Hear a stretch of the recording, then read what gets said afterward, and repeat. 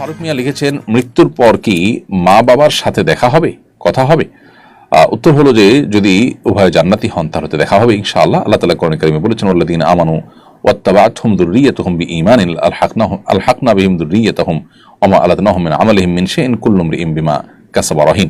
অর্থাৎ যারা ঈমান এনেছে এবং তাদের সন্তান সন্ততিরা যারা বাবা মার অনুসরণ করে তারাও ঈমান এনেছে, আল্লাহ তাআলা বলেছেন তাদের সঙ্গে তাদের সন্তানদের আমি মিলিত করব। এই আয়াত পরিষ্কারভাবে স্পষ্টভাবে আপনার প্রশ্ন উত্তর দিয়েছে যে যদি আপনি ঈমান আমলের উপরে অটল অবিচল থাকেন, আপনার বাবা মা সে পথেই থাকেন, ইনশাআল্লাহ জান্নাতে দেখা হবে।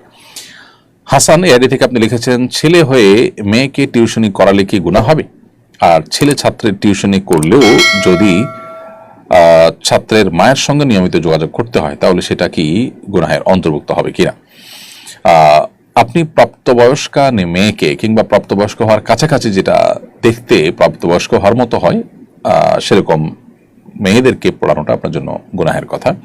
যদি পর্দার মধ্যে রেখে পড়াতে পারেন এবং অন্যান্য মেয়েদের সাথে পড়ান এবং সেক্ষেত্রে ফিতনা থেকে আপনি নিজেকে সেভ করার জন্য শত চেষ্টা করেন এবং আপনি টিকে থাকতে পারেন, তাহলে সেটা করতে পারেন। কিন্তু পর্দার বিধান লঙ্ঘন করে যদি পড়ান সেটা গুনাহের ব্যাপার হবে।